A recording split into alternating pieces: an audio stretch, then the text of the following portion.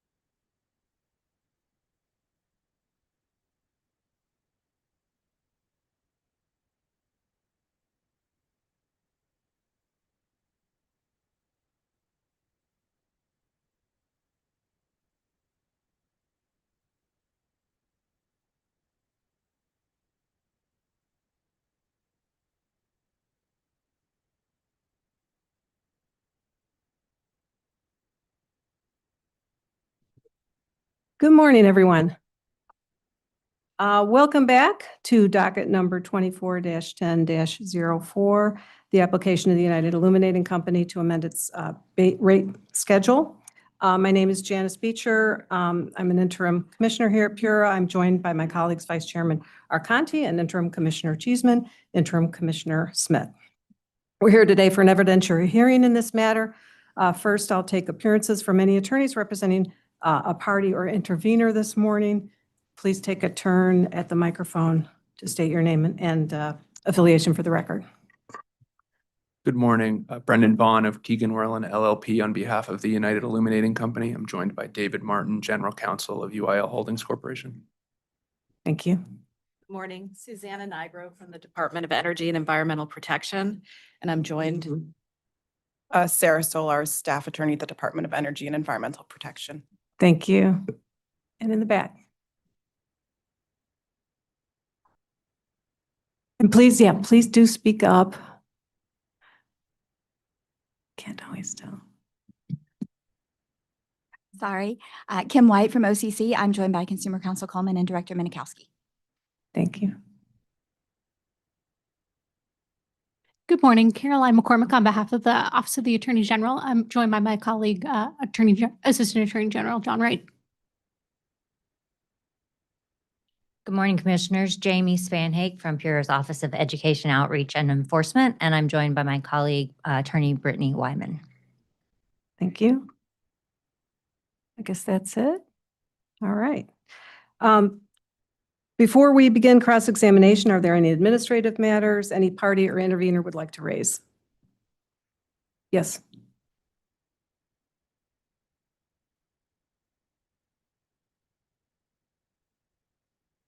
Okay.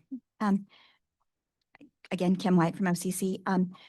We were just looking to get a better understanding of what is to occur here today. So as I believe you said, it's a factual evidentiary hearing. From our read of the statement of the case, it presents no new evidence in the record, which corresponds with what UI said in their motion for reconsideration, indicating that there was no new evidence on the vast majority of the issues. So from our perspective, the statement was kind of the equivalent of a legal brief that was signed by their counsel and can't be adopted by the witnesses. So OCC plans to address the legal arguments in its brief, not today. We just want to ensure that was what was the intention of the hearing and try to get a better understanding of what is occurring today.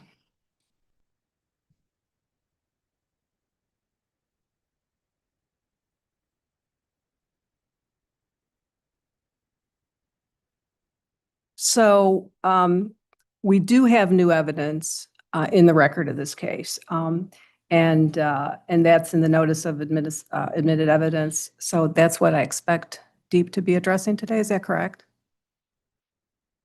That's correct. Okay. 2 items, I guess, in the admitted evidence. So does that help clarify for you at this point? I believe so. So the only new evidence are those 2 items, which consist of a public comment by a member of the public that is not here to swear to it and a case. Okay. Attorney Vaughn? I agree with you, Commissioner Beecher, that there were 2 items of new evidence that PURA took administrative notice of. I believe one was the letter from the mayor of New Haven that was sent to the company, and the other item that PURA took administrative notice of was a compliance filing submitted by the company. The other attachments to the company's petition for reconsideration were motion rulings and precedential cases that came out during that were raised in that motion. I would say that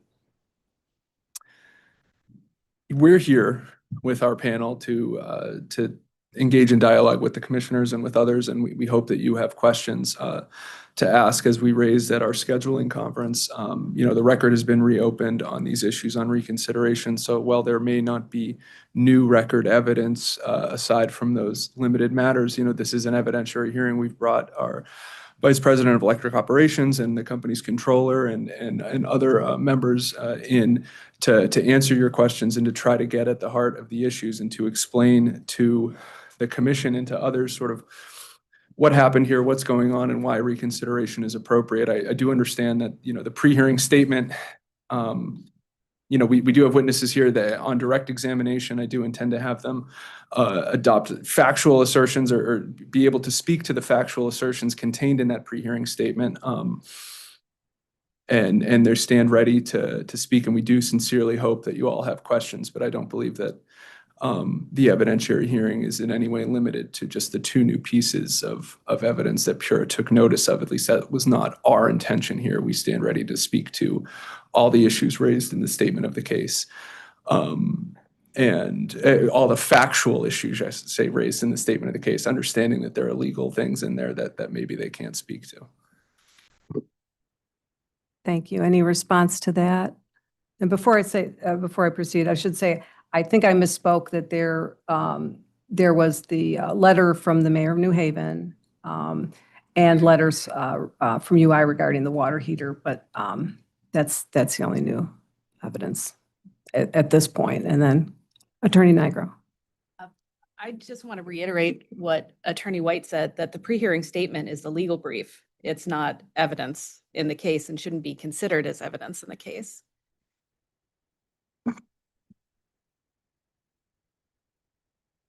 Did you want to comment? No, I was going to say relative to what Attorney Vaughn said. I mean, we can proceed and allow Deep to proceed. And then when we encounter some of the issues that he brought up, I suppose we will address those at that time. Okay, thank you.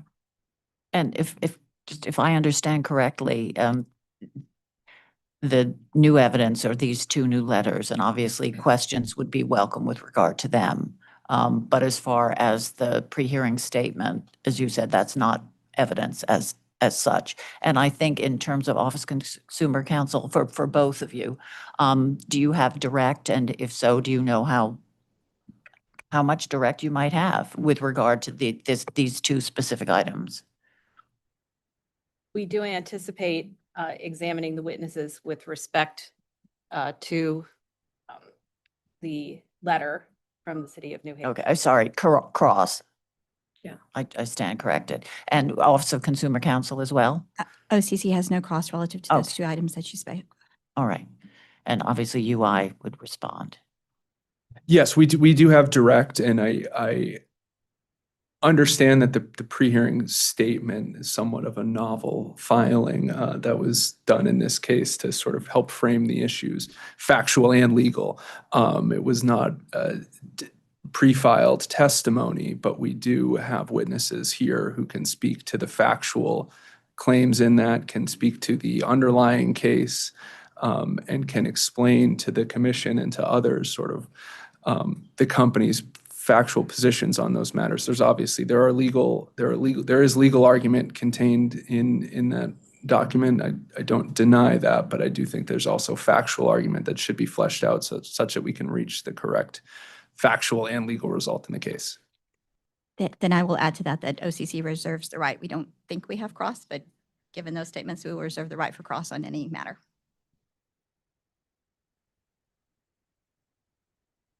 Okay, additional comments?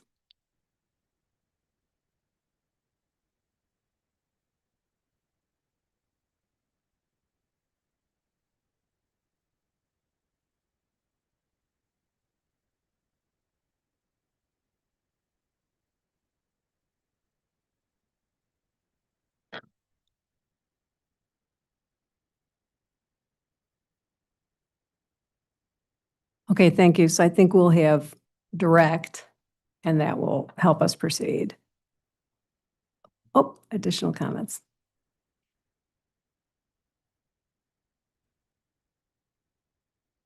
And the Office of the Attorney General echoes EOE and OCC's comments. Thank you. Thank you very much. I think we have a sense of the room here. So Attorney Vaughn, can you please introduce the company's witness panel? It looks like you've got a full panel this morning, and indicate whether they've been previously sworn in.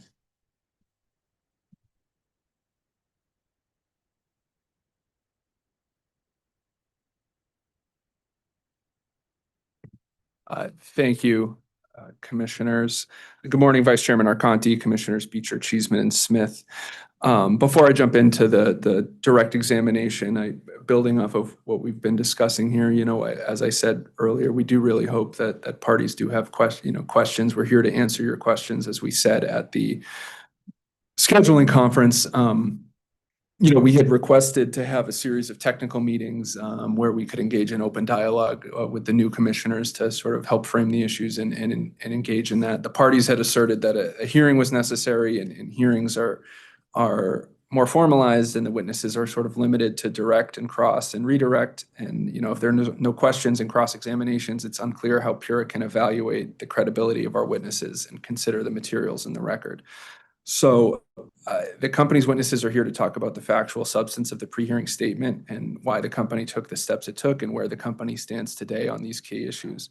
So we're hoping that you provide the company with a chance to explain to you what's going on. And we're very grateful that we're here. We're appreciative of the PURA granting the petition for reconsideration, and so we could potentially eliminate issues for appeal. I'll proceed with the direct examination, and thank you for this opportunity. I'd ask to the panel members, would each of you please state your full names and positions for the record, beginning with Mr. Eves? Chuck Eves, Vice President of Electric Operations for UI. Andrea Van Leeuwen, Vice President Controller, here on behalf of UI. Jacob Hurwitz, Senior Director of Revenue Requirements, here on behalf of UI. William Burgess, Project Manager Remediation, here on behalf of UI. Steve Mullen, Director of Remediation of On-Grid Service Company, here on behalf of UI. Mike Barea, Senior Manager, Delivery Programs and Products. Robert Manning, Program Director, Clean Energy Policy, on behalf of UI. Good morning, Christy Prescott, Vice President Regulatory. And with the exception of Ms. Prescott and Mr. Manning, all of the witnesses have previously been sworn in this case. All right, so for our new witnesses, can you please hold up your right hand and take the oath? Do you swear to tell the truth, the whole truth, and nothing but the truth under pains and penalties of perjury? Thank you. All right, thank you, Attorney Vaughn. We'll now begin cross-examination. I do have some more direct examination. Okay. Mr. Hurwitz, Mr. Eves, Ms. Van Leeuwen, Mr. Mullen, Mr. Burgess, and Mr. Barea, you were previously sworn in to this proceeding and provided pre-filed testimony, responses to interrogatories, and testified during the evidentiary and late-filed hearings in this matter. Is that correct? Yes. And to all the panel members, have you reviewed the United Illuminating Company's pre-hearing statement filed in this docket on January 6th, 2026? Yes. And although not sponsored by you, have you reviewed the factual statements and factual assertions contained within that document? Yes. And do you support and adopt the factual statement and statements and factual assertions contained within that document as part of your testimony in this case? Yes.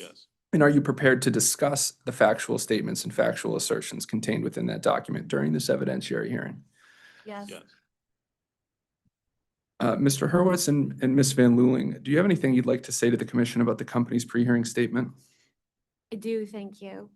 So we very much appreciate all the work that Vice Chair Conti has put into this docket, and we extend our gratitude to your new wife for her patience with us during this time. We'll do everything we can to avoid your first anniversary. So the adjustments that we have set forward today are adjustments that were included in the draft decision that carried forward into the final decision. And we as UI have done everything we can to consolidate and make those adjustments as minimal as possible. So we've limited the scope of these adjustments in attempt to reach a just and reasonable outcome of this case.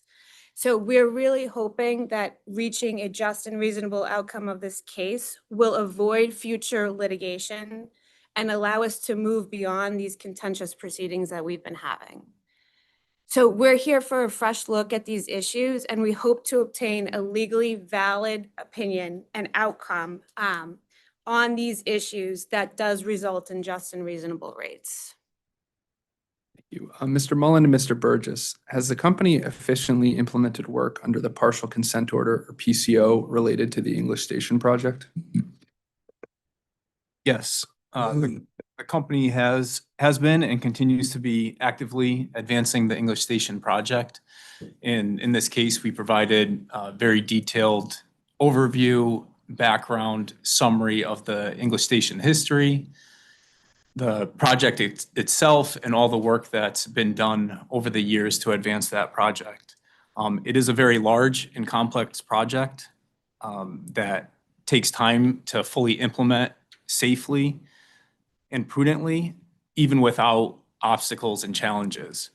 And there have been obstacles and challenges on the project, namely when the company first got access under the partial consent order that UI entered into with DEP, first got access to get onto the property, there was an extent of unsafe conditions, namely in the large power plant building on site that prevented the company, or at least delayed the company, from getting access to get into the building safely to perform the necessary investigation activities on the site.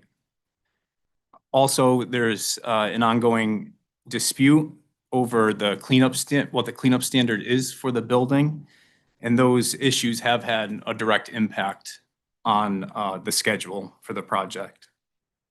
In spite of the challenges, the company has continued advancing its work and has made significant progress, including collection of thousands of samples as part of the investigation effort, removal of over 10,000 tons of regulated solid waste from the site, and thousands of gallons of impacted water and other liquid materials.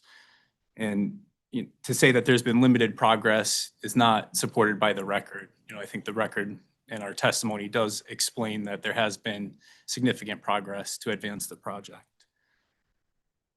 Additionally, since the close of the record in the case, we've been continuing to work and make progress on the project, including making submittals to DEP for their review and approval, performing sampling activities, and maintaining and enhancing security measures that are on the property. And Mr. Mullen and Mr. Burgess, can you please explain the dispute between the company and DEP related to English Station and how it impacted progress to clean up the site? The ongoing dispute is over what the correct cleanup standard is for the building, as I previously mentioned. And the court has noted that the cleanup standard is ambiguous and is working to sort that out. The company has engaged in discussions with DEP and good faith effort to mediate those issues through a formal process with a retired Connecticut Superior Judge, and those issues are being worked through. And further, the ambiguity over the cleanup standard is further acknowledged by the letter from the mayor of New Haven that acknowledges that there is ambiguity and it's not clear what the cleanup standard is for the building.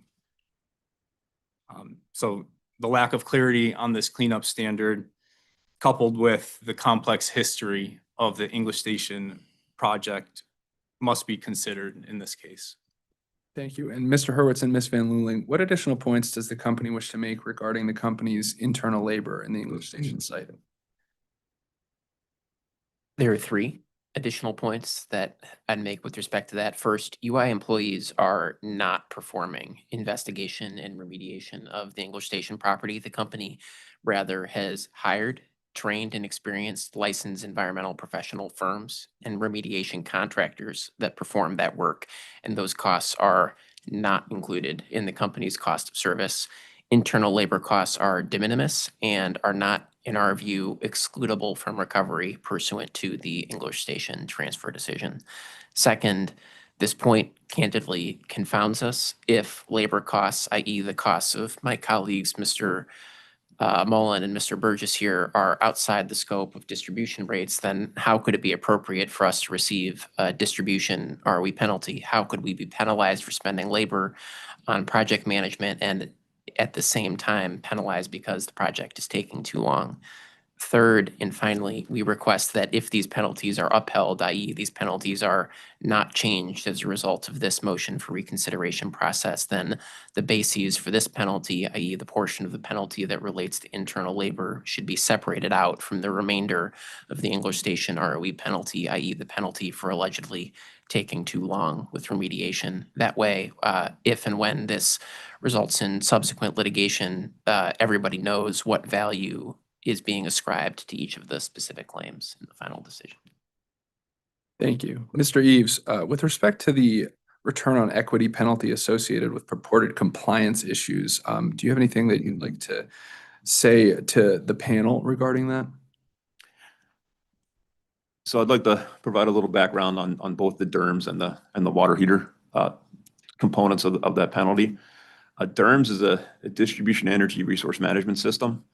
It's a centralized operational control system that would communicate with DER devices, so the distributed energy resources on our system, as well as devices on our system that control voltage, and try to optimize the production of those resources. In our 2022 rate case, we submitted a plan for a DERM system that would be focused on resources that were curtailed in their operation, so that were not in places where they could operate freely. And in that case, we put forth a plan to implement that system. It was a multi-year plan. That plan was rejected with the remainder of UI's capital budget in the 22 case, and the outcome of the 22 case. And that put the company in kind of a dire financial position. We had come in with the capital budget that we needed to execute everything we need to execute to serve customers, to connect customers, to restore customers, to ensure that our computer systems were up to date, to meet all of our compliance obligations. Coming out of that case, there was no funding for our capital budget and the return of the investments we were making. So the company was forced to go into a time frame between 22 and 24 where we were limiting our investment to the level of depreciation, which is about half of what we believed we needed. So that required hard decisions.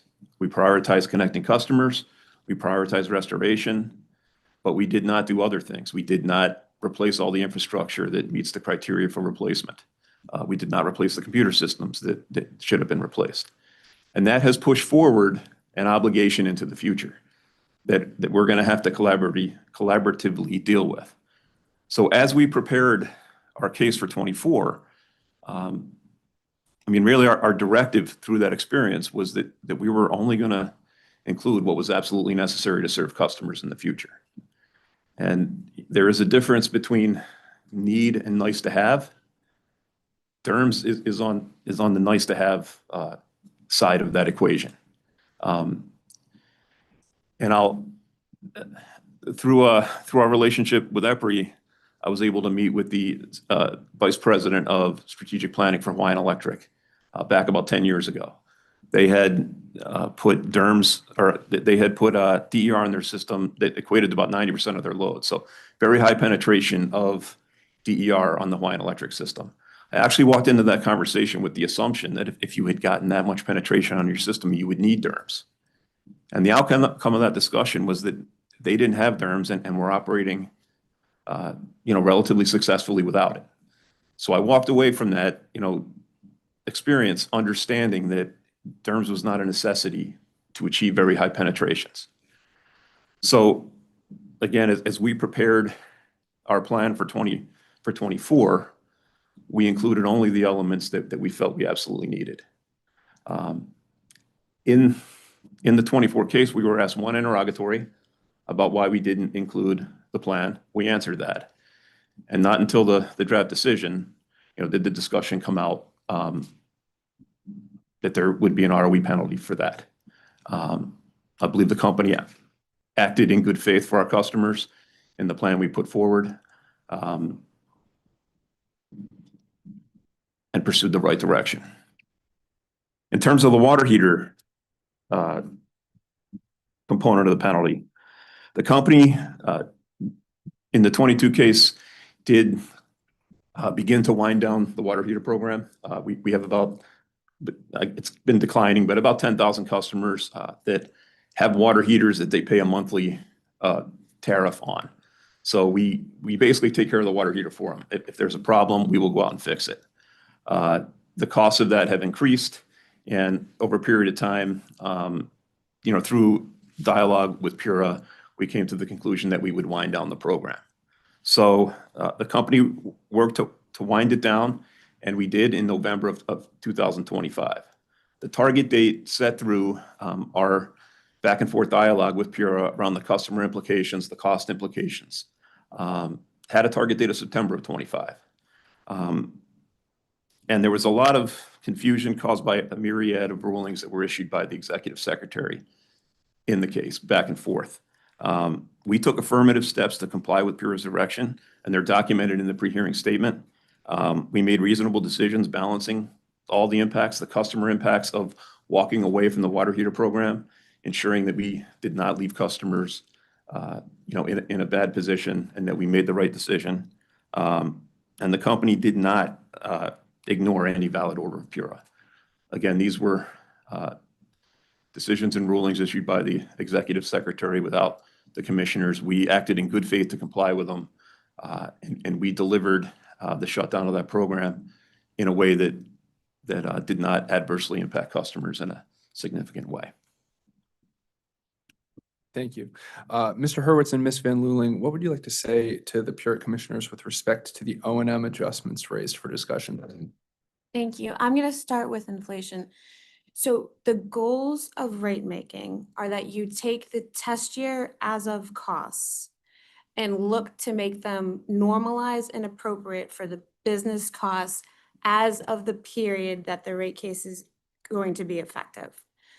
So effectively, we want to make sure that the rates that are set are appropriate for the immediate future as to when those rates are going to take place. By not allowing inflation on the majority of our costs, essentially the test year ending December 31st, 2023, has been the basis for the costs that we are incurring beginning at the very end of 2025 into 2026. When we look back, inflation has been allowed in UI's previous docket 220808. It was allowed at UI's sisters companies, CNG and SEG, in 231102, and it was allowed in the Connecticut water case.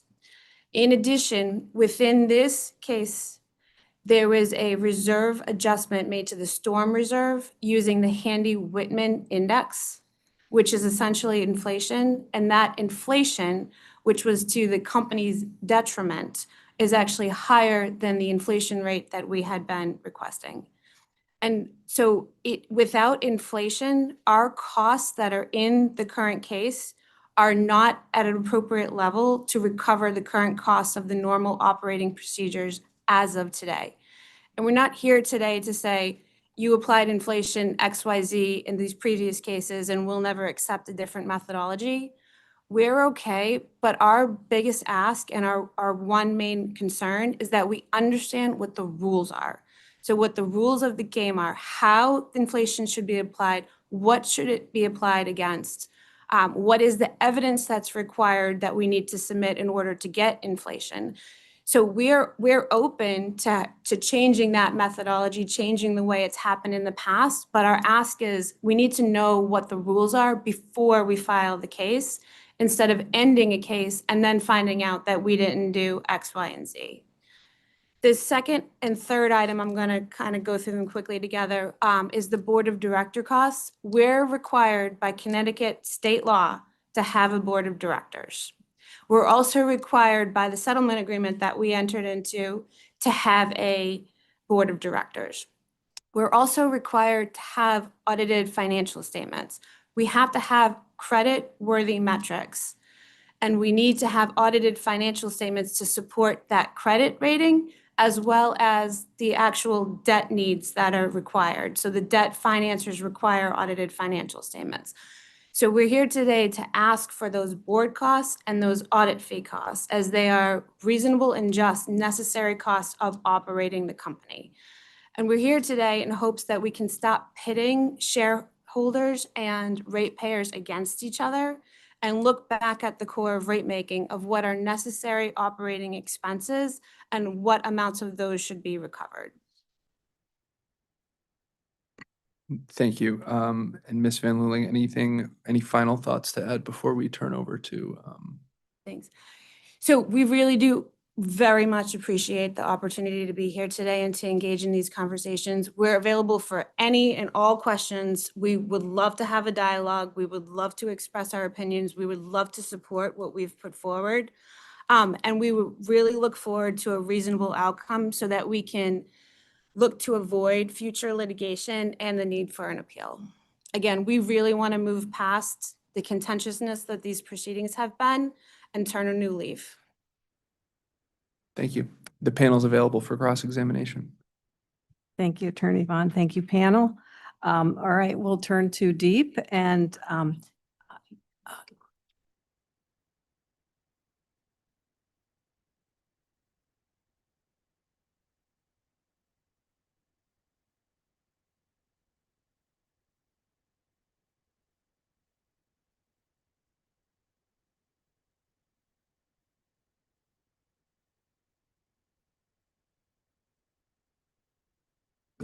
all right, we'll proceed with cross-examination. Again, thank you, Attorney Nigro. Well, thank you, commissioners. My name is Sarah Solars. I'm a staff attorney with the Connecticut Department of Energy and Environmental Protection, supporting the Environmental Quality Branch. And I'm joined by co-counsel. I'll let you introduce yourself. Susanna Nigro, also a staff attorney with DEEP. Good morning. So I recognize that you have a witness panel that covers a lot of different topics, and I just wanted to set at the outset that my questions are primarily focused on English Station. So to the extent Mr. Burgess and Mr. Mullen, these questions will be directed to you. So yeah, just wanted to make you all aware. I know you're all sitting there waiting. So I wanted to start with just generally talking about the process of investigation and remediation. Would you agree that to remediate any property, an investigation must first be conducted?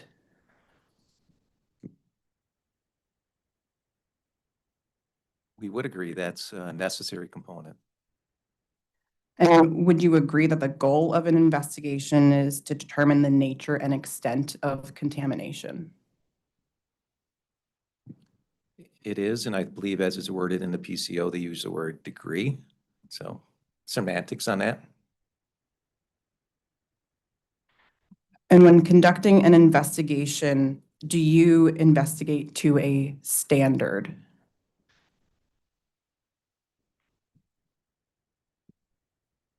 Mr. Burgess can pipe in here as well. Typically, you're going to try to find what is the footprint of the contamination, right? It could be to a standard, it could be to a clean point, right? We want to understand where is that contamination. So that is, one of the components of the investigation. Right. So would you say that an investigation is to gather information and data? It's to build knowledge of what is there, correct?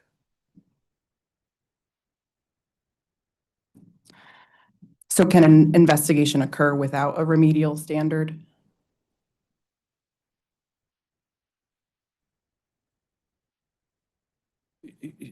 Yeah, I would say it can, right? Again, if you're focused on what is there, you want to understand, you need that data to understand what's there. So after an investigation is completed, remedial action alternatives are evaluated and then presented in a remedial action plan. Is that correct? That's a correct step. And some investigation has been completed for the English Station site, which was the basis for submittals to DEEP. This is a long question, which resulted in approvals to conduct remedial activities. Is that correct? Could you rephrase that one more time, Yeah, please? yeah, I realize That was it's a- pretty long. So essentially, investigations occurred at English Station, which supported submittals made to DEEP that were then approved by DEEP for remedial activities. investigations were completed at the English Station site that supported, were incorporated, summarized into reports that were submitted to DEEP. Great. And those, I'm just going to call out a couple of those reports. One of them is the Parcel A PCB RAP. Is that correct? Correct, yes. And the approval for that, I would just go with the latest approval date. That was January 29th, 2021. I'd have to take a minute to confirm that, subject to check, because there were, multiple dates that it could be referenced. Sure. And just so you know, I'm pulling these dates from what was interrogatory RSR 212 attachment 1. And would you agree that one of the other approved documents was the parcel AB partial soil non-PCB wrap?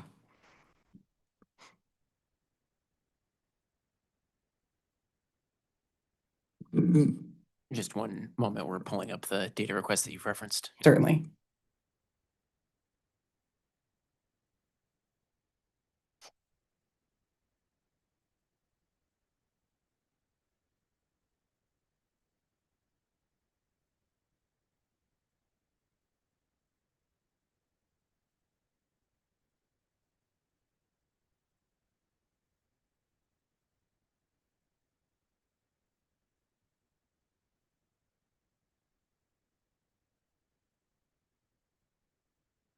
And I can also identify the lines. I know it's an Excel spreadsheet if that's helpful. That would be helpful if you don't mind. Certainly. Yeah, the parcel A wrap is on line 15.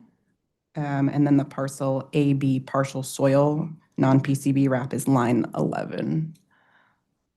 Hopefully that lines up for you. It does, and I see those two lines. Okay, thank you. So again, looking at the parcel A PCB wrap, let's say the latest approval date on that from DEEP was January 29th, 2021. Is that correct? I see that. Okay. And then for the parcel AB partial soil non-PCB wrap, the latest approval date was March 8th, 2022. Is that correct? I see that date. So speaking of these two approvals, do they apply to remedial actions in the power plant building?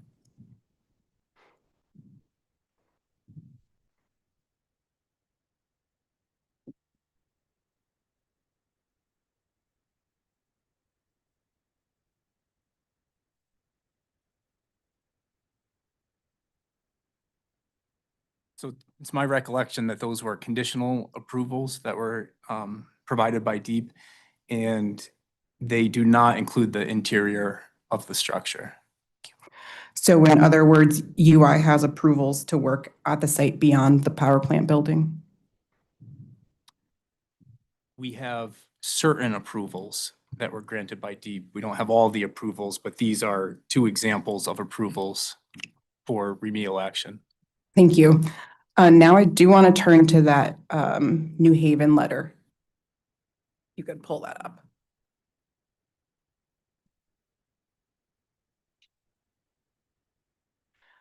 Mr. Burgess and Mr. Mullen, are you familiar with the letter from the mayor of the city of New Haven? I've reviewed it. Yes. And are you aware that this letter is a public comment received in response to a notice issued by UI? Yes. Did UI receive any other public comments related to this notice? Yes. Subject to check, but I am aware that there were other comments that were received. So I want to turn to page 3 of the letter. I'm just going to read the first sentence there. It reads, moving forward, the city does not support a partial remediation nor a commercial industrial land use of the site. The PCO requires the site be remediated to an industrial commercial standard, correct?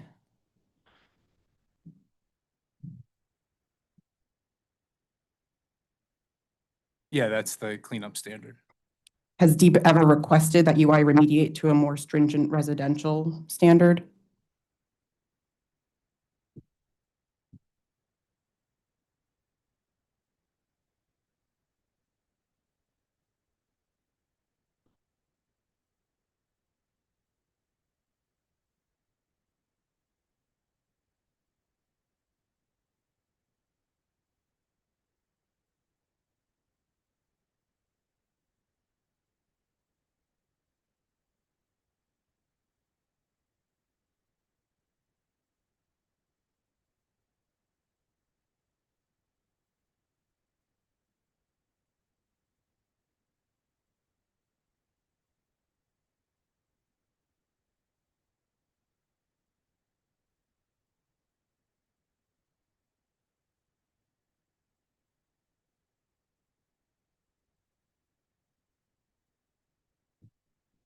I don't recall. Thank you. And has UI ever offered to remediate to a more stringent remedial standard?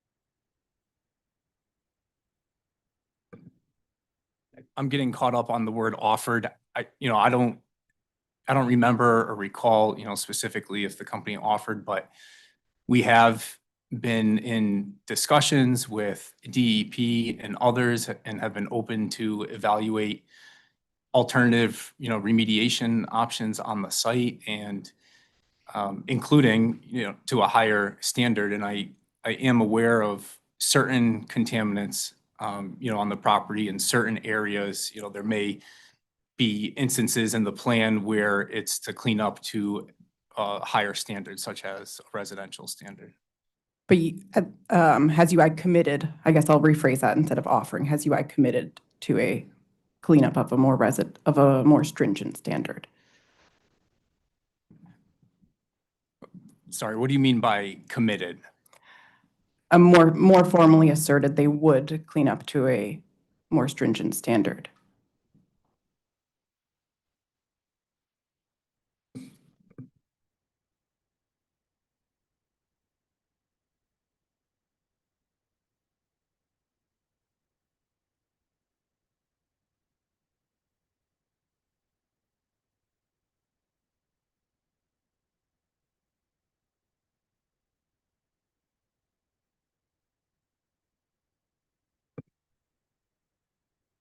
Given the ambiguity with the cleanup standard and the ongoing dispute, I'm talking specifically about the main plant building, the company has engaged in discussions and, as I understand it, they're currently making good faith efforts to mediate and have been willing to entertain other cleanup options for the building that would be to a stricter standard.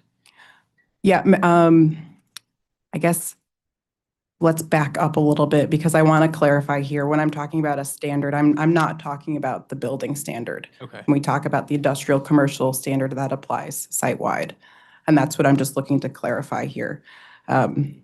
So I guess maybe rephrasing, UI has not offered or committed to clean up to a more stringent standard for the site-wide standard of industrial commercial. Building aside. Building aside and site-wide, not that I'm aware of, but again, there are instances, including in the current remedial plan, that include for certain contaminants, for certain areas of the site, to remediate to a stricter cleanup standard.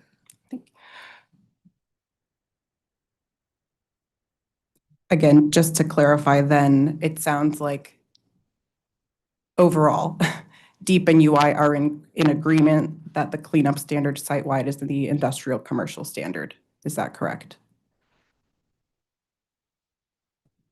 When we're talking about areas outside the building, for instance, for soil that's outside the footprint of the building, industrial commercial standard. Right, exactly. Talking outside the building, the industrial commercial standard applies. And then just to be clear, the city of New Haven does not own the English Station parcels. Is that correct? As far as I'm aware. Thank you.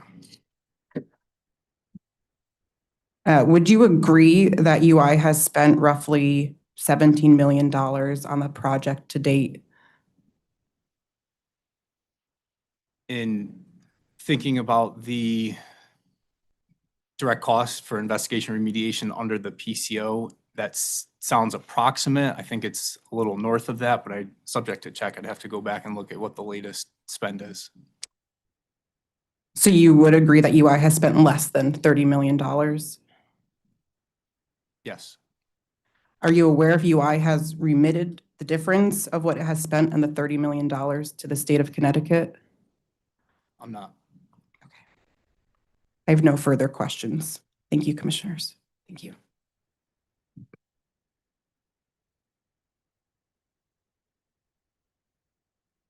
Right. Attorney Vaughn, did you have any additional follow-up? Attorney Nigro, do you have any cross-examination?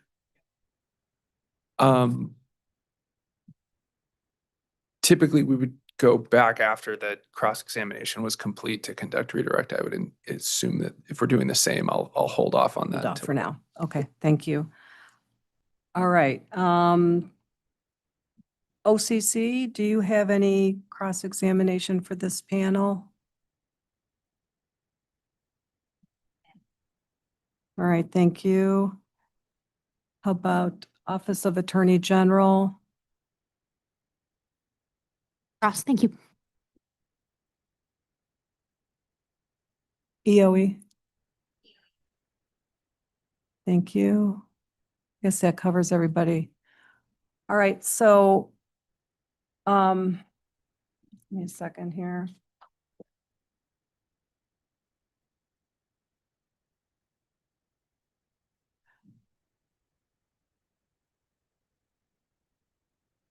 So let's go back, because we need some clarification, I think, about the record in this case. Would UI please identify what facts were adopted from the statement of the case that weren't already in the record?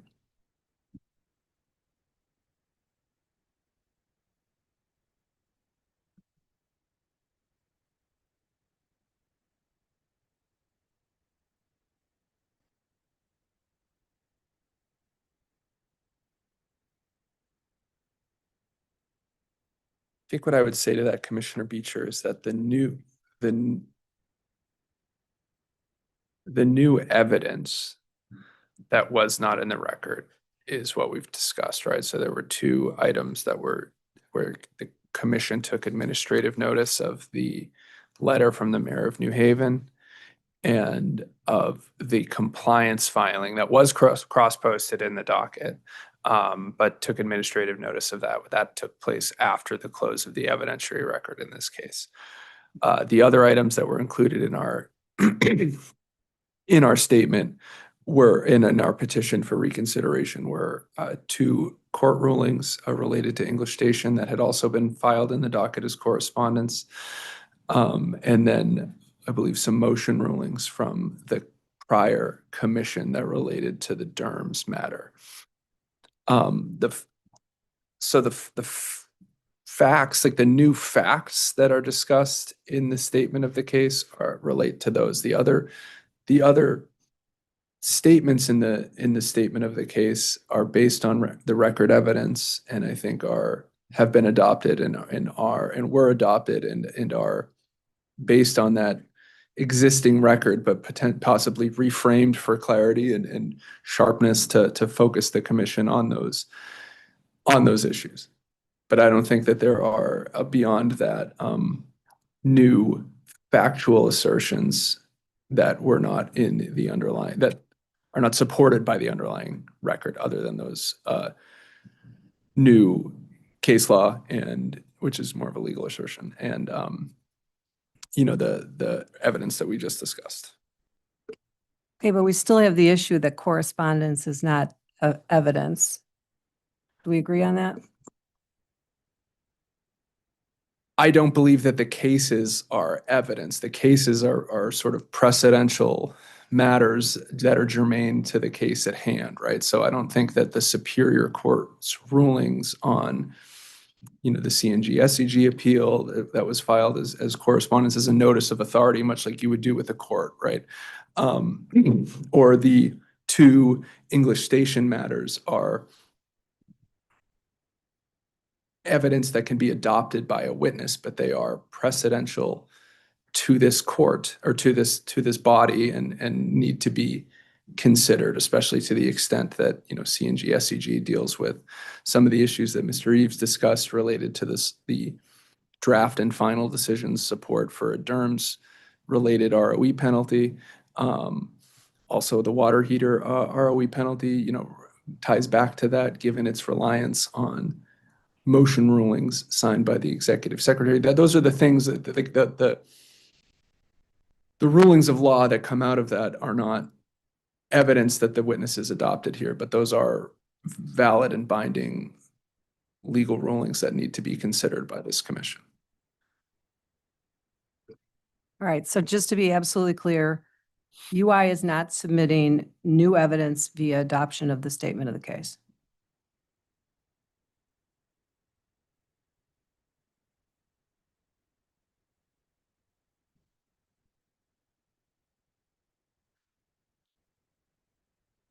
I think it's a, the statement of the case was intended to frame for the commissioners and for others the three areas that we raised for reconsideration and point out to them the evidence that existed in the underlying case, reframed and packaged in a way that sharpened the focus on that, because in a general rate case, as you know, there's multiple, I think we put in like 14 pieces of testimony and then 3 more pieces of testimony on the interim rates. There's rebuttal testimony, there's days of hearings. It was close to a 300-page brief and a 250-page reply brief.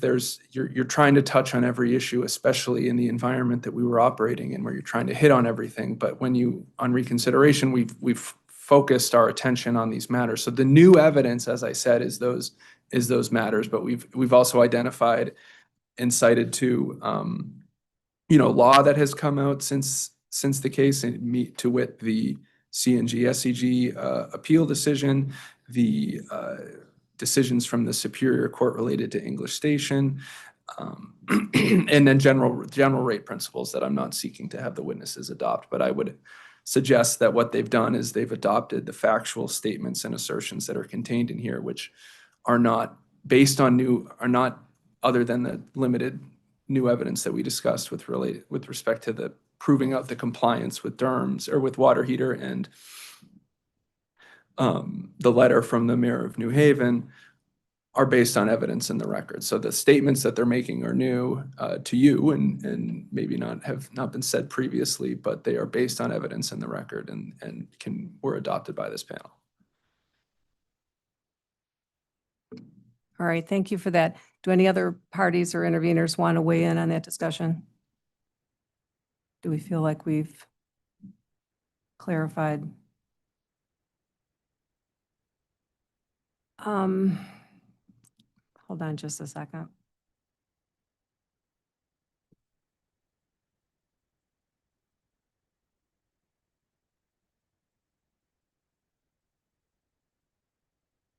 I'd like to ask for a 10-minute recess. Everybody can stretch. Thank you.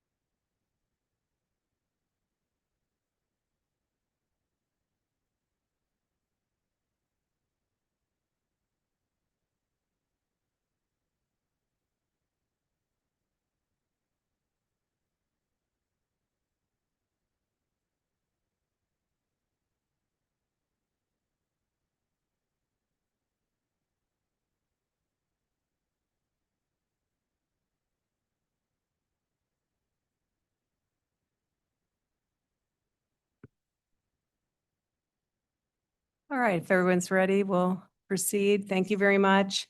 Vice Chairman Arconti. I apologize, Interim Commissioner Smith. Hi, folks. Hopefully you can hear me all right. I'm a little bit new, so I apologize if I'm going over trod ground. But to the remediation gentleman, I apologize, his name I can't read from here. I just wanted to ask a couple questions just for my own background. The environmental contamination we're remediating here, is it primarily PCBs or is it a variety of other substances? It's a wide variety. Wide variety, okay. And would you say most of that was deposited or caused during the prior 2000 period? It's difficult to say. There has been, since 2000, some of the work, especially what I was talking about earlier with the condition of the building itself, when the company gained access under the partial consent order to get in there and start the inspection and the investigation, the deteriorated conditions with asbestos and releases of oils in the building, those were likely since, later than 2000, so more recently. And then there are other contaminants on the site that it's difficult to pinpoint the exact time frame of when they showed up there. Right. When you make the statement that until you got in 2016, weren't able to scope out what the issues were, that's saying the company didn't really have the knowledge they needed to understand what was going on? Didn't have the full picture of what was going on because, I wasn't around then, but as I understand it, leading up to 2016, when the company they first gained access to the site in that, I believe it was the August timeframe of 2016. And prior to that, did not have access under the partial consent order to go out there and especially to get into the building to start scoping it out and to get a full understanding of what the conditions were. Okay. Yeah, and I only ask because, for example, I think it would be typical when you're selling the plant in 2000 that the buyer would ask for a pretty detailed and significant environmental review, a phase 1, phase 2 kind of review. And I'm wondering how much knowledge you would have had based upon that relative to what you're now finding the scope to be. I mean, was in your own ownership period, was it, 60% of what you're finding today, or was it 100%, 95%, or is there any way to quantify that?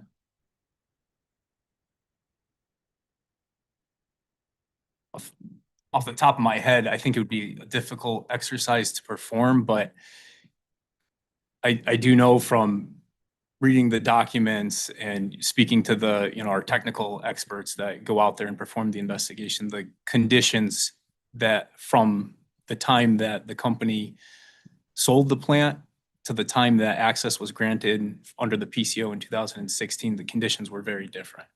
Okay. So then I guess on this one topic, the last question I have is, so in my career, I built a lot of power plants and I built some on Superfund sites, and I'm easily confused on all these topics.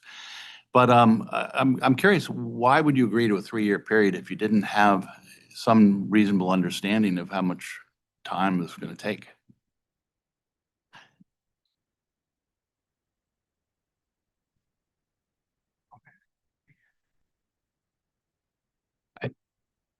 I wasn't involved. I really don't, know that part of the history and how that 3-year window did come into it. But I'll also mention that in the partial consent order, I forget what the exact language is, but there's an opportunity for working out a different schedule, subject to the commissioner's approval. And I do know that there was discussions along the way over the years since 2016 to identify these conditions and try to work out a new schedule with the department. But how that original 3 years was entered into the PCO, I don't have that background.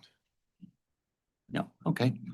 So that's all I had on that topic. And then if I could turn to, I apologize, the control, I think you're the controller, but I can't read this far. It's tough being old. On the director's point, I understand that for audited financials and different things, you need directors. Is there any guidelines that you have to follow about how many directors? And how many directors do you have?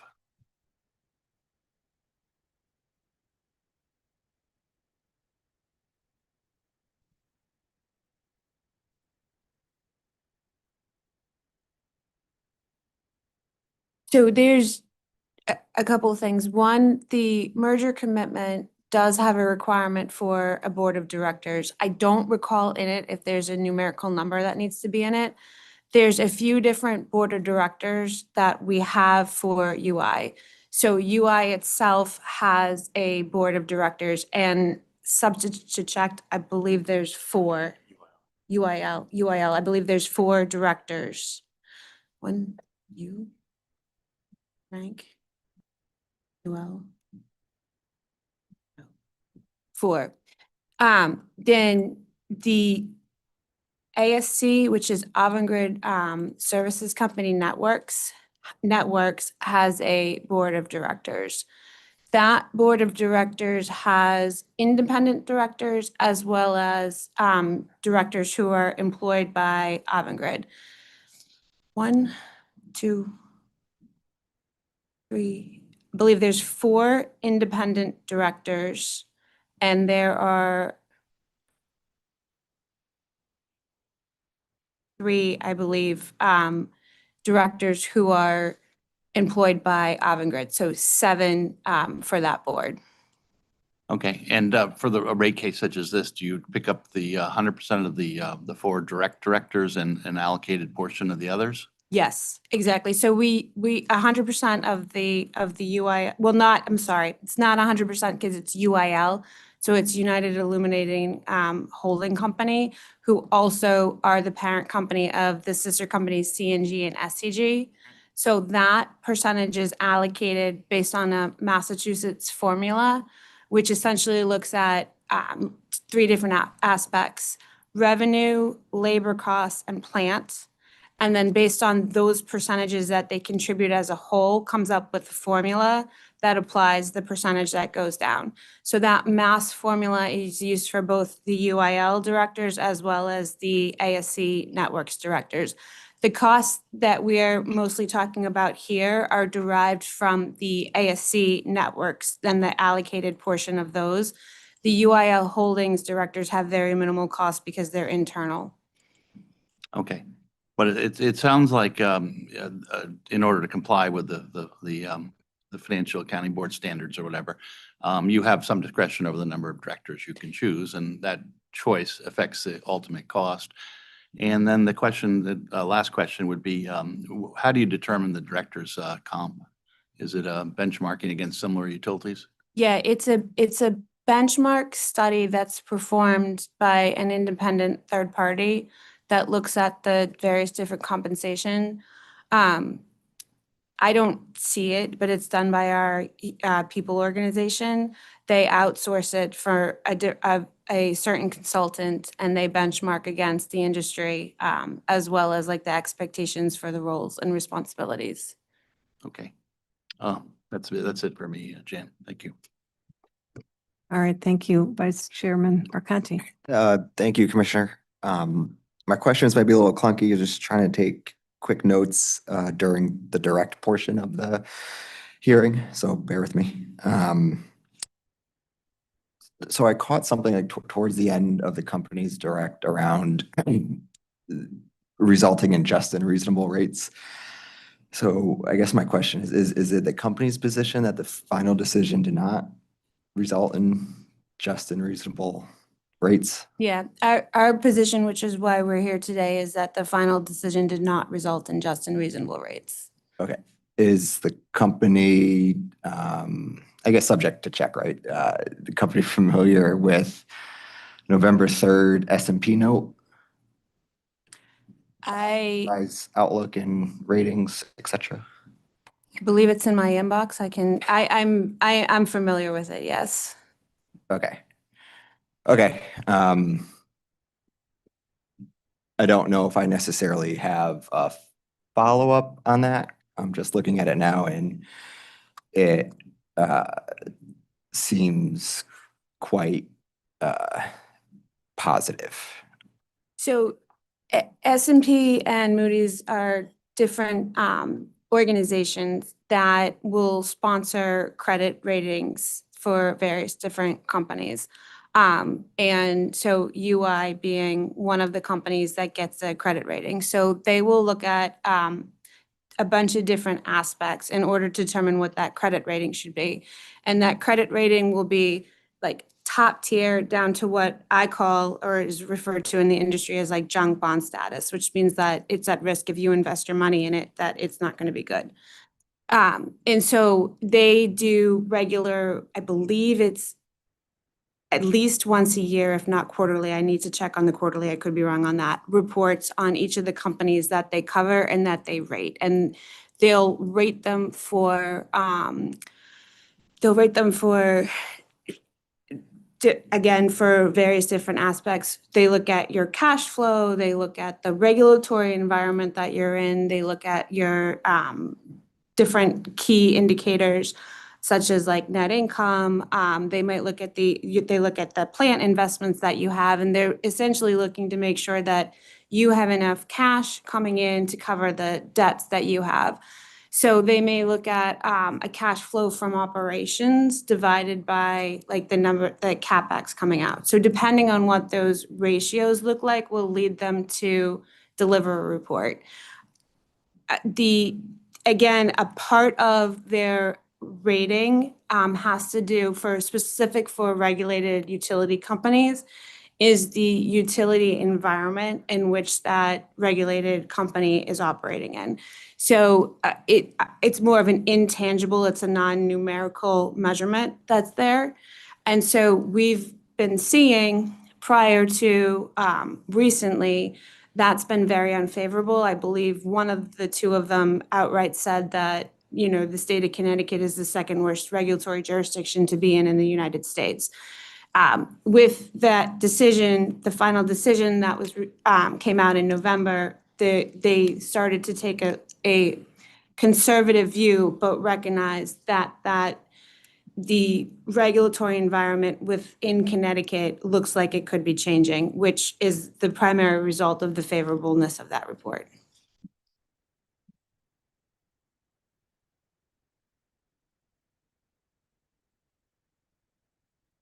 Okay.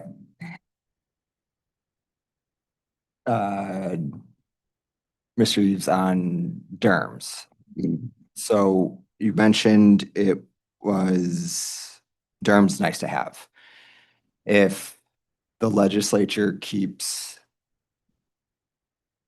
passing more and more DER, policy directing either DEEP, the authority, whomever, to create new programs, continue programs, at what point does like DERMS switch from a nice to have to you gotta have it, just based on the forecasting of where you can see from a law and the programs that have to be created, that there's gonna be a lot more penetration into the future?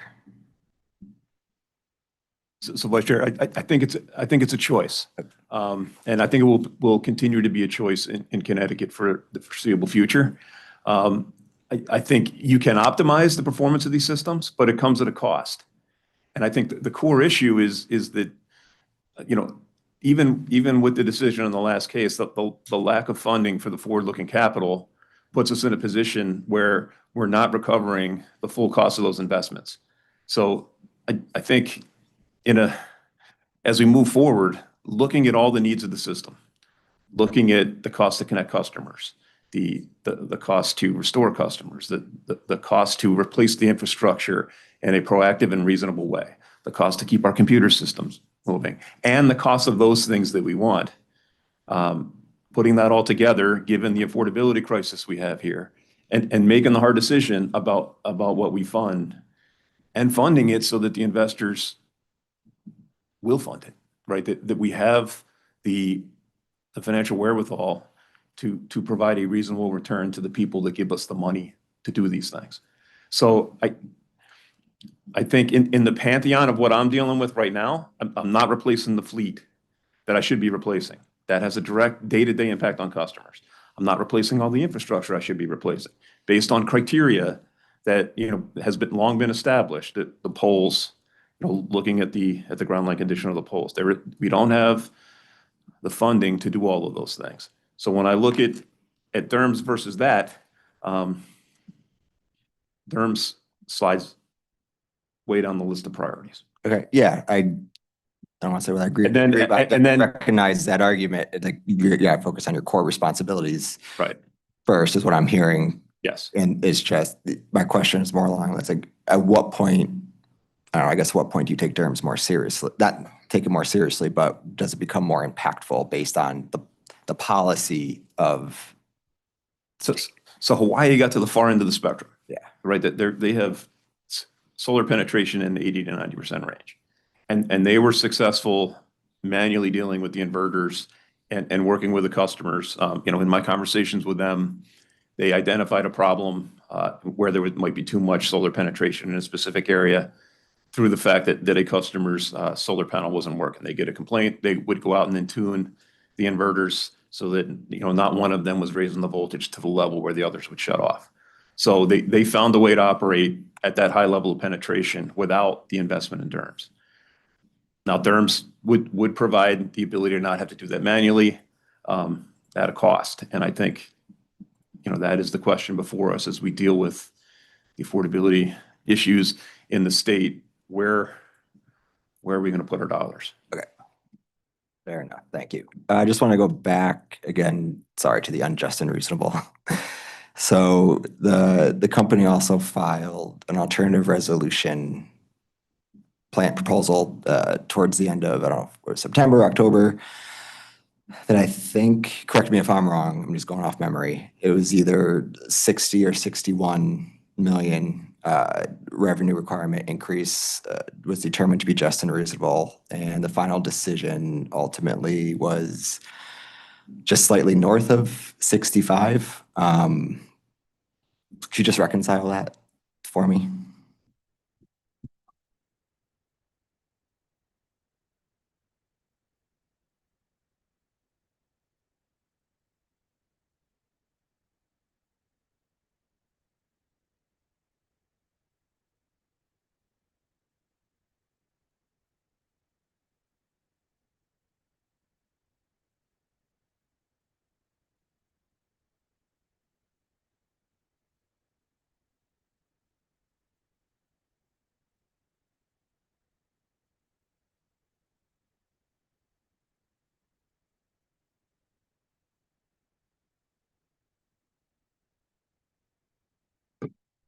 Thank you for the patience.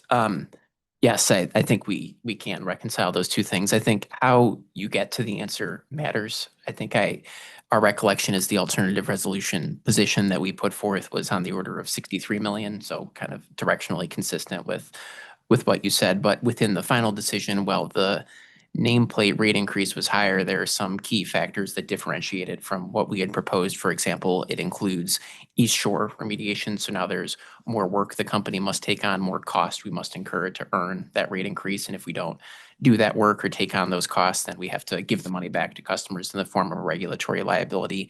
And I'd also highlight that I think a couple of the things that we're missing from our alternative resolution proposal are the reasons why we're here today, right? There's ROE penalties that were not in what we put forth that were in the final decision. And I think, I'm not a lawyer, but we've all, seen the court decision with respect to the permissibility of Gaudiosi rulings. I think one of the ROE penalties that we're here to talk about today is because we've allegedly failed to follow an order that, as far as we can tell, only comes from a Gaudiosi ruling. So I think something like that, just on its face, the DERMS issue makes the resulting rates unjust and unreasonable at an S&P note or no.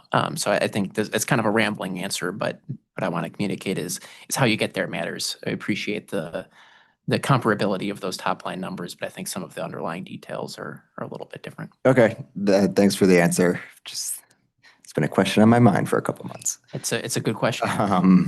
So I'd like to talk about just a little bit on the O&M and inflation.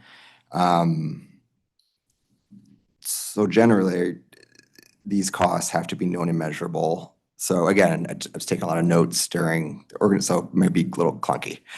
So known and measurable, certain to occur, can be quantified with reasonable accuracy. Would you generally agree with? Yeah, I think if I were to describe what makes something known and measurable in my own words, I would say first, known and measurable is a question of degree. But I think generally most regulators and most rate-making practitioners would say known and measurable adjustment is something that is reasonably certain, both with respect to timing and with respect to amount. So a classic example of a known and measurable adjustment would be something like a collectively bargained wage increase. Something that is speculative or uncertain would be less likely to meet the known and measurable standard. Right. So hitting on that, right, and that's where I think, right, inflation, right, is a forecast, so to speak, and things like O&M, material services, those costs can fluctuate and change. So I'm just kind of looking at some of the, I lost my place, sorry. So, as an example, outside professional services for line clearance, the company's inflation request was at 128,243, which the final decision allowed, and the analysis, of the contract terms for the rate year supported the company's request, right? So that known, measurable, it's pretty black and white. We were able, the panel of commissioners authority was able to, accommodate that. But what I'm struggling with is some of these other expenses, right, that fluctuate. It's, residual O&M for advertising, those types of expenses, fluctuate up and down over the years. I don't want to go category by category, but that's kind of the struggle I'm having, the fact, like, how do you apply that known and measurable to things that fluctuate, and how do you forecast that? We hear you on that. However, there has to be an efficient application way to get to inflation. So going vendor by vendor, line by line, and looking to advance the procurement process to get the quotes for what the inflation will look like, if that's the rule and that's what needs to be done, then those are the rules of the game. But that was never said, that was not articulated, that was the way that we needed to do this. Like efficiently wise, there is an application of the generic inflation rate, which is what we had applied, that is recognized. I mean, it's a independent third-party measurement rate of what has historically happened in over time. But it is a factual rate that does exist, that's calculated based off of actual historical inflationary. And I think we would all agree that inflation does exist. The question is how's it measured, and whether or not that is line by line, looking at historical increases, whether that's using the inflationary factors that we used, whether that's, maybe surveying a group of vendors and asking what their rate increases are going to be. Whatever the rule is on the evidence that we need to put together to put forward, we're okay with what that rule is. But right now, we weren't told that rule was changing. So we applied it consistently with how we had in the past, and then we were not allowed it. So if we understand what we need to do to show inflation, then we can go about doing that. Again, we've taken the more efficient process on the items and the known items we did include, which is part of our process, but it's impractical to go vendor by vendor. It also gives us a competitive disadvantage if we're out asking vendors what their inflation is. It doesn't give us the ability to negotiate what that is. Do you want to add anything? And just to add a couple of points to my colleague, Ms. Van Luling's great answer, I think I appreciate the challenge you expressed, Commissioner Aconti. I think a couple of challenges that we see with the final decision as it stands are what changed. We applied, as my colleague said, we applied the same methodology, the same approach that's been approved in many Connecticut rate cases in the past. We've cited some recent ones, even applicable to, avant-garde companies under the Chair Gillette 220808, 231102. We applied the same inflation methodology. Inflation was approved in both of those cases. There's a water utility rate case that had inflation approved, and in the years before, inflationary adjustments were approved in the normal course with candidly much less evidence than we put forth in this proceeding. So I think we're struggling with what changed, what differentiates this decision from all of the other cases in which inflation was allowed. And I think the other thing that gives us pause, the other thing that we struggle with is, why is there one set of rules that apply to the company and another set of rules that apply to everyone else? We saw inflationary adjustments disallowed for a number of our O&M expenses, some of which you just read off, but we see adjustments that are actually more than inflation based on less evidence to our storm cost threshold. Our major storm cost threshold increases by Handy Whitman. To our knowledge and recollection, that's not an adjustment that anyone proposed in docket number 220808. There's not any shred of evidence that anyone has put forth to demonstrate that our storm costs increase in inflationary ways or more than inflation. Yet, nonetheless, when it cuts against us, we see inflationary adjustments applied to our financial items. So I think those are two challenges we have with the finding in the draft decision. What changed relative to cases past, and why is it rules for thee but not for me? Well, I mean, every case is individual, based on what the company submits And I as think, evidence. and to the point my colleague, Ms. Van Luling, was just making, if there are some rules or if there is something that differentiates this case from other cases, we're happy to take that back and live under whatever the standard is going forward. But as we see it, we put some evidence on the record in this case about how we tried to be more targeted with inflation than some of those other cases in which inflation was allowed. We even, in one of our exhibits to our direct application, my recollection is it's RRP 17, that's from the gut, that might not be accurate, but we provided a copy of our contract with Landis and Gear, which said our costs will literally increase by inflation. We saw an adjustment to that line item. So we're having a lot of difficulty understanding the rules of the road and why the rules seem to have been applied differently in this case. Okay. Thanks, Commissioner. Well said. Thank you. I'm going to stay on that thread for a minute, if you don't mind. Would you characterize Connecticut as a historical test year state? It's a surprisingly difficult question to answer. I would say that Connecticut uses historical test years to set rates for a future rate year. And that's not the first time I've heard that answer, by the way. So would you characterize Handy Whitman Index as a valuation tool or as a rate-making tool? Well, it's certainly been used as a rate-making tool in this case. I think I became familiar with the Handy Whitman Index in the context of valuation before this current job. I worked under a licensed appraiser, and we would use the Handy Whitman Index quite regularly to support evaluations and appraisals of utility property. But I think there's no question that in this case, it's been used in rate-making. UI has a storm cost threshold that was set in, I want to say 2013 or thereabouts, which defined the major storm cost threshold as $1 million. And then in UI's 22 rate case, docket number 220808, PURA came along and required UI to adjust the major storm cost threshold by the Handy Whitman Index. In that case, we argued that, well, if you're going to do that, then you also need to adjust the amount of minor storm costs, because if the threshold for counting as major goes up, that means more and more of your costs are going to fit in the minor bucket. PURA declined to make such an adjustment in that case, and that was one of the things that caused us to show up with this case again. Was we argued that we needed more funding for minor storm costs because of this Handy Whitman adjustment to the major storm cost threshold, and that's one of the adjustments that was rejected in the draft decision and then reversed in large part, or maybe even entirely, in the final decision. So I think before testifying before PURA, I would have said it was a valuation tool, but I think it's been used as a tool of rate making here.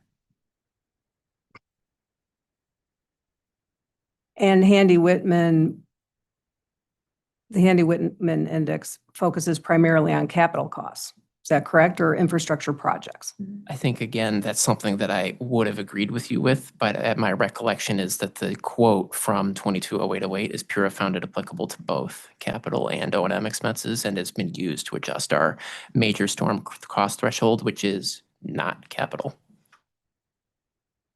But going back to my initial question, it's largely a forecasting cost, construction cost forecasting is the, If that's the context in which you were using valuation tool, then I would have to disagree. To my knowledge, Handy Whitman is only backwards looking. okay, okay. There might be just how it's applied versus how it's constructed or something like, you know. I'm aware of analyses that have been done to make projections with Handy Whitman, but I'm not aware of those being published by Handy Whitman. They may be, and I just haven't seen them, but the documents I've seen directly from Handy Whitman have been historical only. Okay, so in an historical test year state, the standard for including a cost, would you agree is still known and measurable? I would, yeah. Thank you.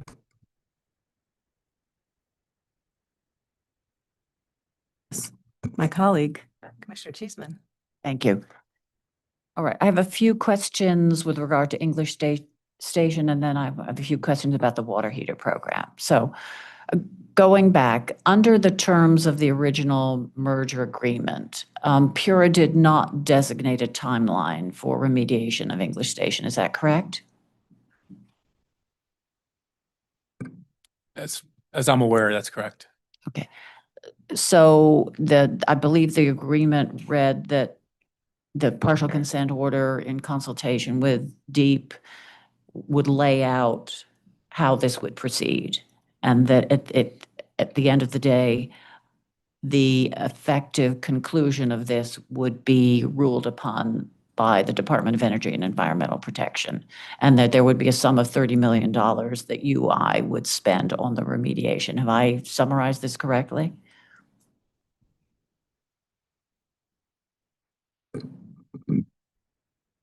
I believe so. Okay. At what point did the investigation of the property begin?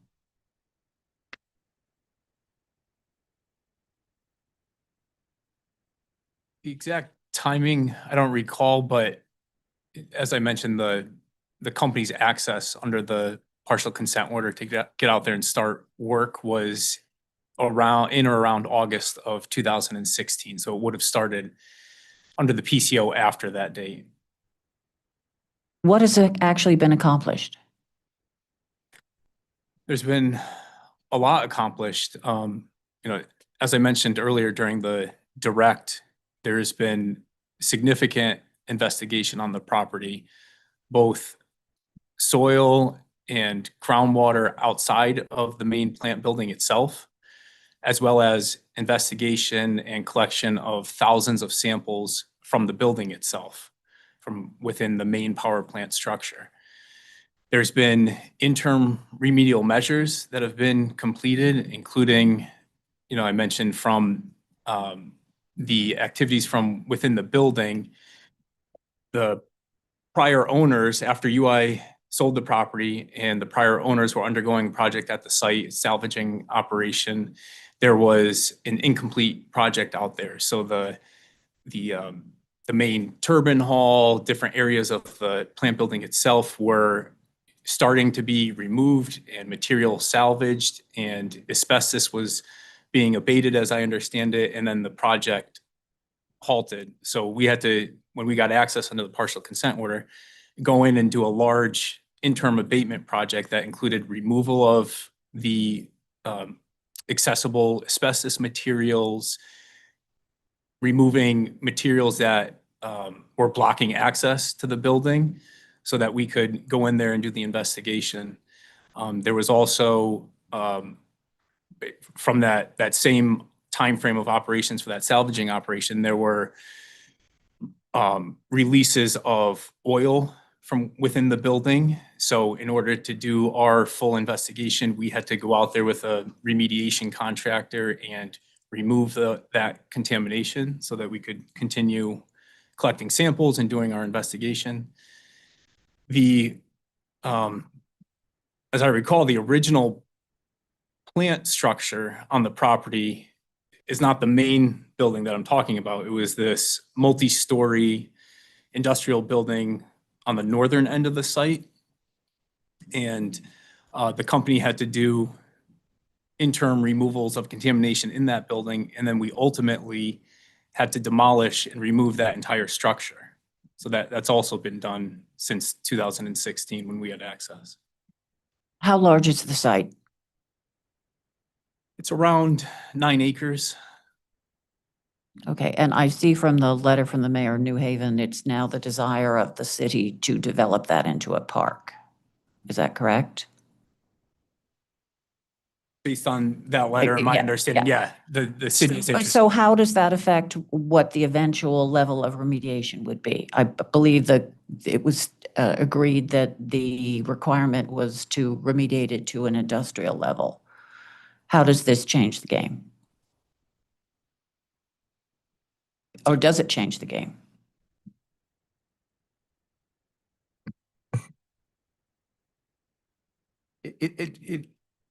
Excuse me, I believe it will change the game, right?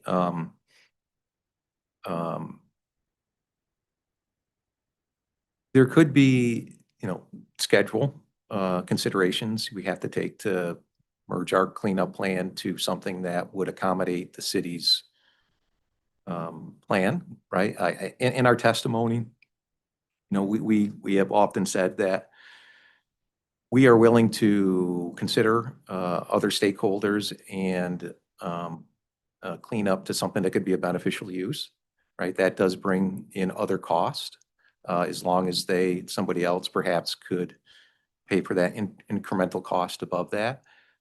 It could mean schedule. They have offered, they did say in their letter about taking the building down. Okay, that's good. We don't know how they're going to do that, what the terms of that might be, where UiPlit comes into that. I think there's a lot of things that it does affect what UI's obligation under the PCO is. Yeah, I was just going to add just a little bit to kind of give an overview. The cleanup to support a park use or what's proposed would be to a higher level, and the scope would be different than what the company is currently cleaning up to under the partial consent order. So if the parties were to work together, it would have to be, some sort of agreement to work together, like my colleague said, for synergies to make this happen, concurrently. So okay. I believe in the letter, the mayor mentioned mediation that had broken down, or a desire to engage in some way to resolve this situation. Are there ongoing discussions about coming to a resolution on this? I don't remember the specific reference in the letter, but as I mentioned during the direct, there is, the parties have entered into mediation. The parties, UI and DEP, have agreed on a mediator and have entered those discussions to try and resolve the dispute over the cleanup standard. How long has that been going on?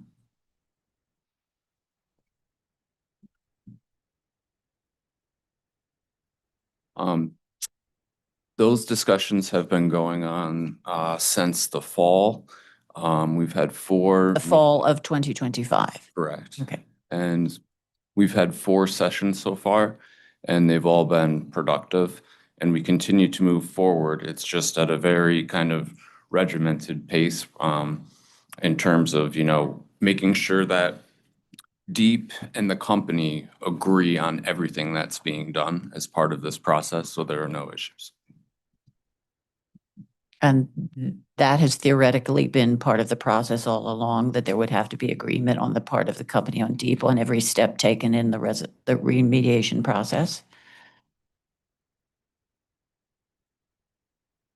Well, I think we believe we had agreement under the PCO, but then after the PCO was executed, I think the parties actually interpreted the remediation standard Differently.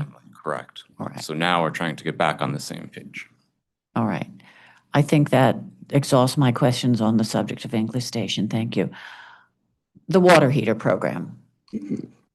Now, again, correct me if I'm wrong, one assumes UI entered into this as a way to help its customers who, for whatever reason, didn't want to buy or maintain their own water heaters, so this program started.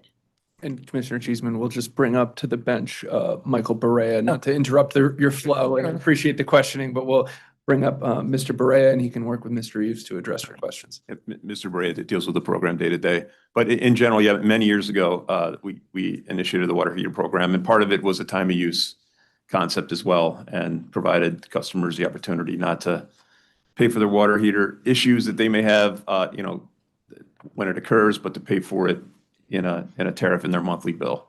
So kind of a one-stop for their water heater issues with UI, and we would respond. And at its height, how many customers were in the water heater program? Subject to check, but in the ballpark of 13,000. All right. And obviously, the decision was made that this was not a financially viable program for you. There were, what was the rationale behind discontinuing it? I think that's correct, that the program costs had started to continue to rise and we were not seeing the corresponding costs being covered of the program. So our original request in 220808, and I believe in this case, was to incrementally increase the price of the tariff over time in the program. And then it ultimately, in that process, we determined to close down the program with the direction of the authority. All right. And so after that, you have your water heater, but basically we're not maintaining it anymore. You don't get a differential price. It's just, here's your water heater. You're like anybody else who has a water heater, correct? That's correct. The ownership of those water heaters was transferred to the customers November 8th. They now own and maintain them. Okay. And I believe the reduction was that this had not happened in the time frame that Pura had originally determined? That's correct. Oh, go ahead, Joe. And in the pre-hearing statement, we go through the timeline and the different compliance filings that the company made, laying out the process to get here. So the original target date was September of 25, and it was closed out in November of 25. How many customers were still remaining in September? On the order of 10,000. Right around 10,000, that's correct.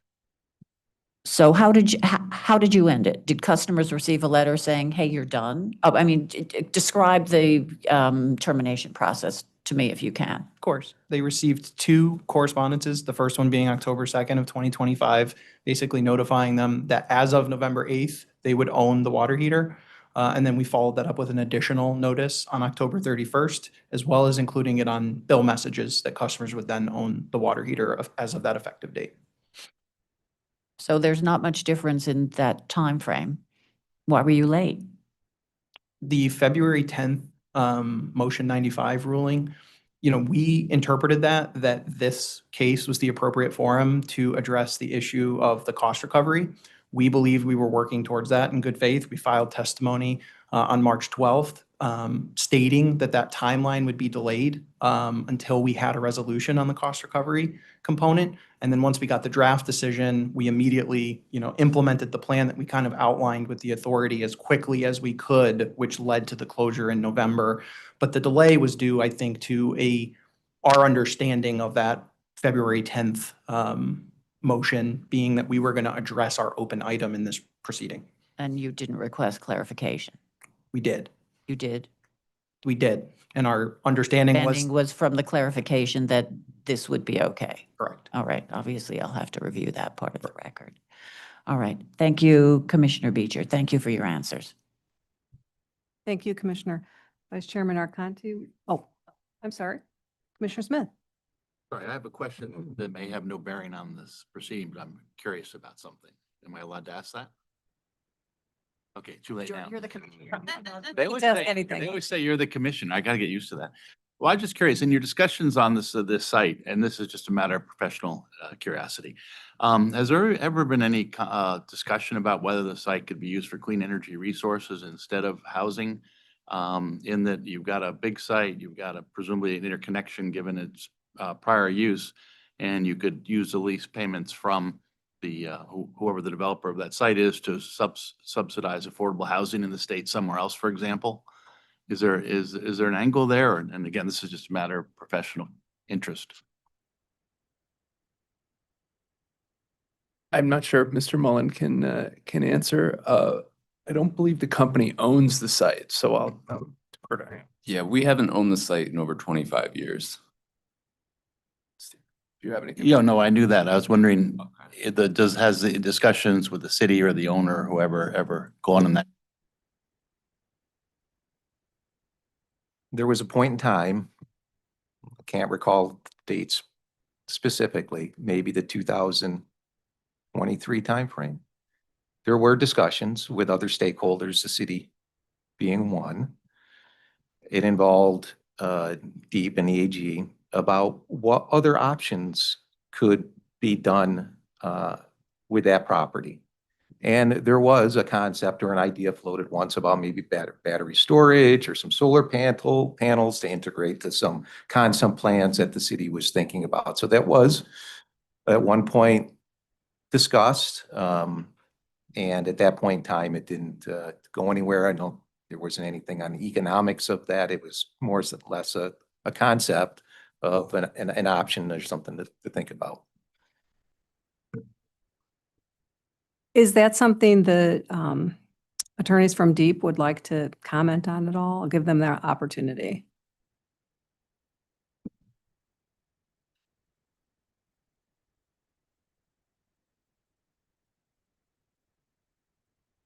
Hi, Sarah Solar, staff attorney for Deep. I don't believe we have any comment on that to the extent that there were discussions about the use of the site. I wasn't directly involved in those conversations. Thank you. Vice Chairman Arconti? Yeah, I'm going to stay on English Station. Attorney Martin, the mediating meetings that the company and Deep are having, are those scheduled? You said you had 4 or 5 from the fall till about now. Like, are those on a regular like cadence, like every 6 weeks, like every 4 weeks, just already scheduled out, or is it kind of you're just scheduling as you go? Yeah, we're scheduling as we go, and we kind of play out this process. There's no set schedule in order to mediate. We're working as expeditiously as possible to try and get this done. It's in, I think, everyone's interest here. I think there was a little break over the holidays, but we anticipate being in touch with Deep again this week. Yeah, that's great. That's great. I think it's nice to hear trying to meet as often and frequently as possible. You just want to, ultimately, I think the site, should be in the city of New Haven's hands. Like, ultimately, the people of New Haven are the ones that kind of are suffering through this. Because reading just this morning, kind of seeing an article in New Haven Independent that a foundation has expressed interest to the city of New Haven of a contribution, a very sizable contribution to the city for that potential future park pool concept the city has. And obviously it's dependent on a lot of variables outside the city's control. So I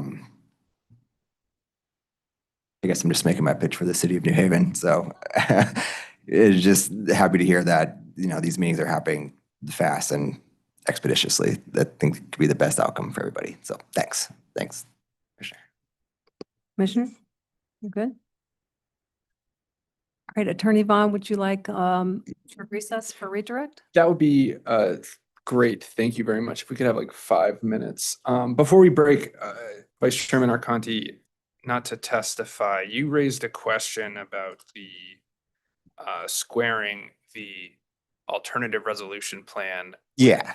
The final decision. And I would just point you in the petition for reconsideration at footnote 7, we do address Okay. I think that footnote should at least address from our position that concern, which is consistent with what Mr. Hurwitz testified to. But I do want to let you know that we did acknowledge that in that petition when we filed it. So appreciate the questioning. Okay, We'll take 5 whenever works for you. I'll go back and read that footnote. Thanks. All right, we're in recess until 12:05.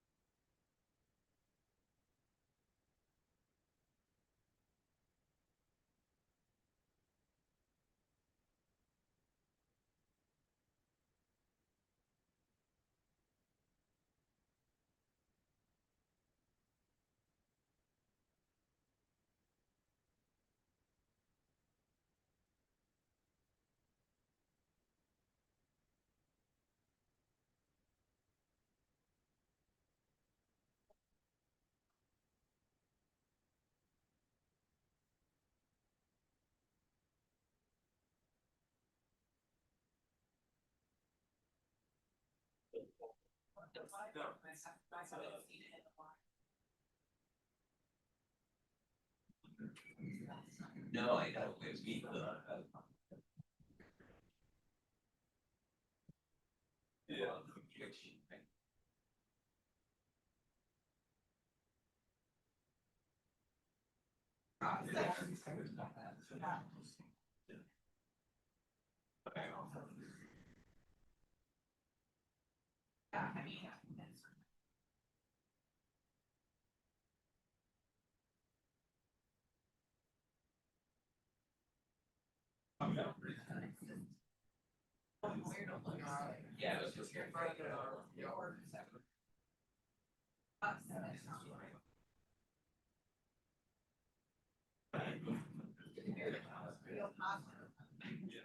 Yeah.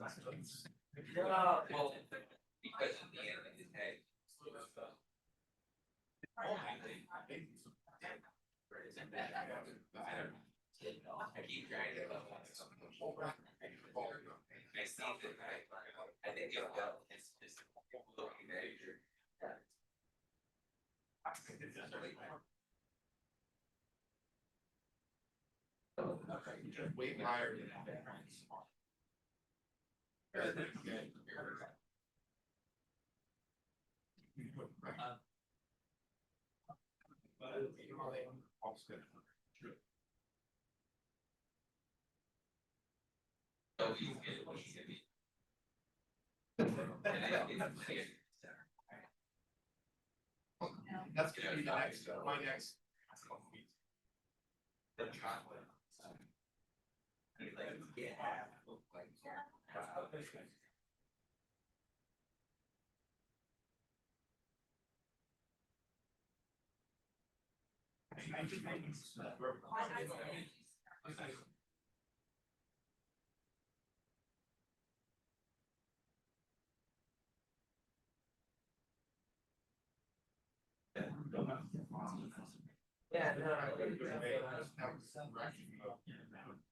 I know.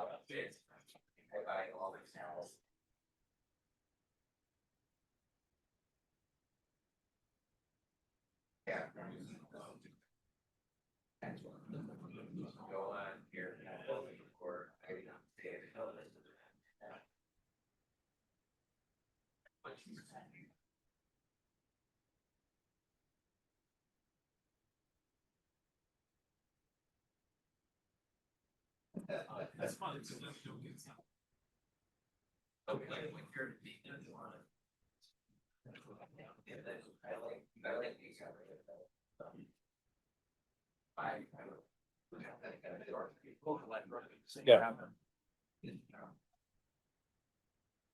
guess I wasn't recalling what that last sentence is.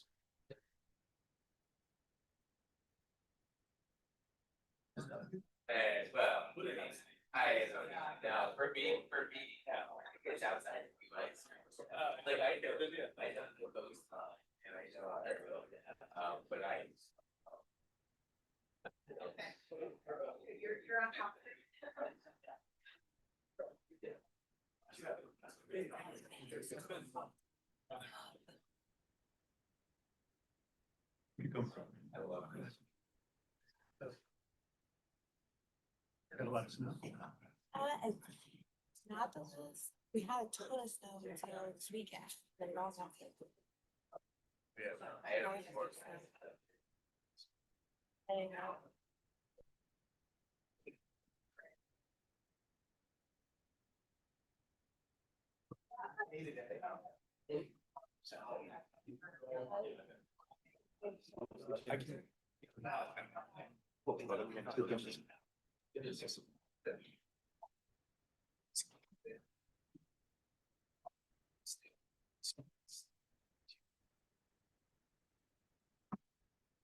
I'm confident.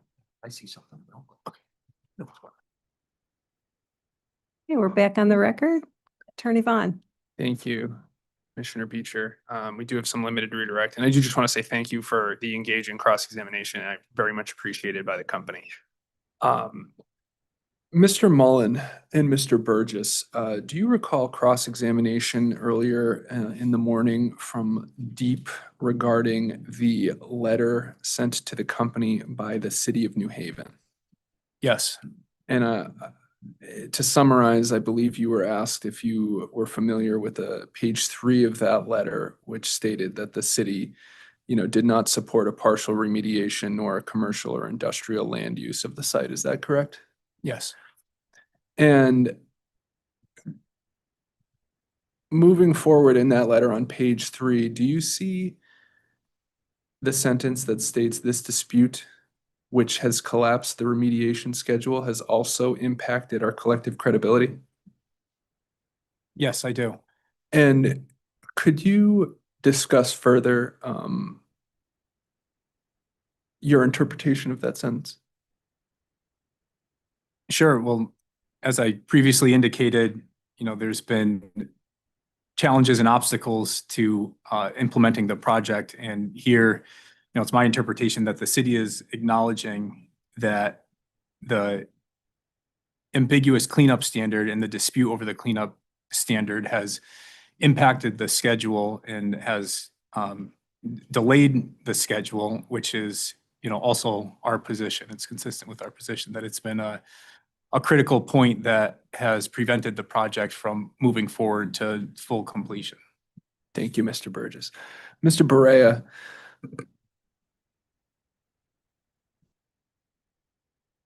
A few moments ago, do you recall cross-examination from Commissioner Cheeseman with respect to the water heater rental program? I do.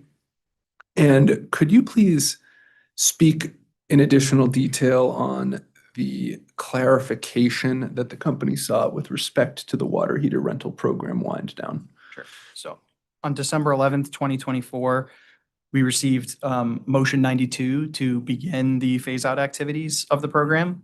Then on January 15th, the company filed its compliance with the phase out activities. Within that filing, we addressed or asked for clarification on the cost recovery component or point associated with the program. We then received on February 10th of 2025 that this case would be the appropriate place to address that. We then followed that up on March 12th with testimony outlining our next steps with the closure of the program.